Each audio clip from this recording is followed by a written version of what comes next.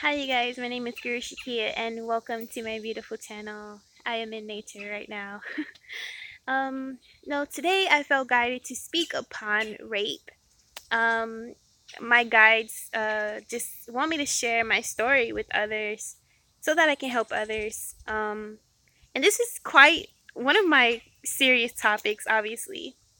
But I'm just gonna touch briefly on what happens after a person is raped. I don't really want to call rape people who have been raped victims anymore. I want to call them survivors for now on.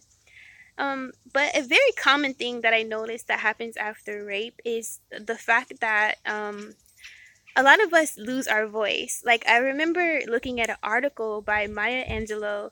Um, she described after she was raped and had a sexual assault happen to her, she basically went mute for years. And that's something that happened to me as well. Um, After being raped, I kind of felt like my voice was taken from me. And I feel like this is a very common thing that happens because we start feeling as if we don't matter or what happened to us. Um, Basically, like no one, who would care what happened to me. I deserved it, things like that. And hi, Chandler. But it sucks because this topic is kind of hard to talk about sometimes. But a lot of times I notice that basically we feel like our voice gets taken from us, because we start feeling worthless and that like the world, like we don't belong in the world. We start thinking that something was taken from us, which it was, and we just don't know how to cope with it. For a long time, I even I went in denial. Like I tried to act as if I wasn't raped because I kind of felt like who would believe me, who would care. And that's kind of sad because I feel like as rape survivors we should have courage enough to speak about our story, but of course it's easier said than done. Especially when you don't have a lot of people around you kind of you have a lot of people victim blaming and not giving, basically letting rapists off the hook a lot of the time. And we have to understand that um, rape is something that happens to us, not something that we asked for. But again, it's just very common for rape survivors to go into this mode, this hermit mode of just not speaking anymore because we just start feeling worthless and like no one cares about us, nothing matters, we deserved it, all these thoughts, which couldn't be further from the truth.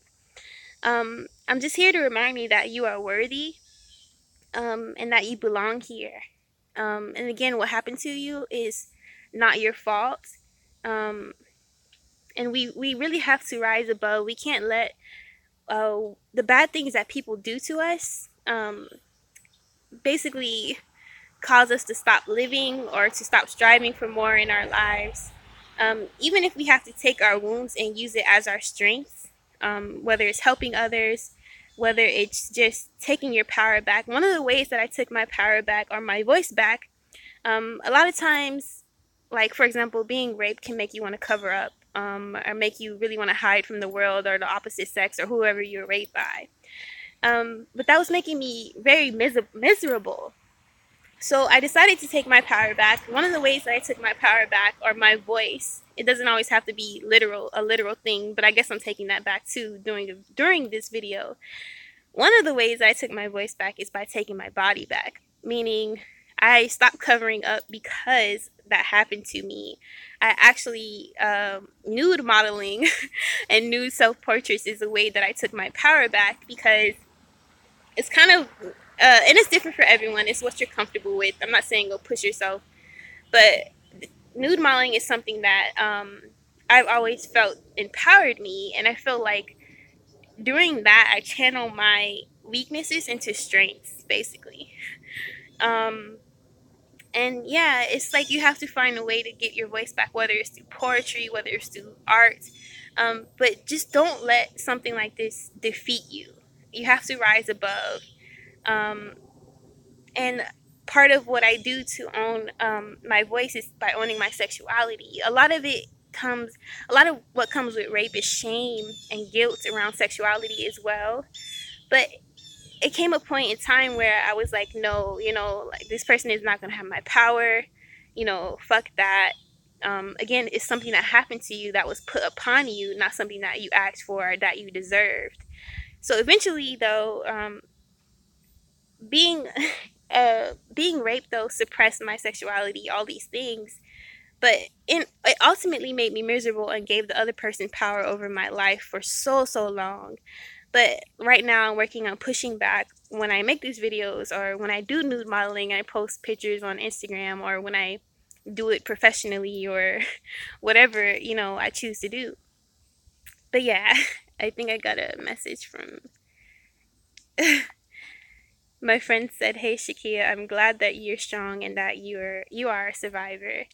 I'm glad that I have supporters like that. That's actually one of my skater friends. Um, but yeah, I guess I just wanted to speak upon briefly what happens after rape. A lot of times we can start feeling shame and guilt around our sexuality, like we deserved it, like no one cares, and that couldn't be further from the truth. If anything, I care. And I want you guys to be courageous enough to speak up about your story and to share it, because it can help others. Um, and even if you don't want to do it in that way, just know that you're worthy, um, and that you deserve to be here on Earth. Don't give up.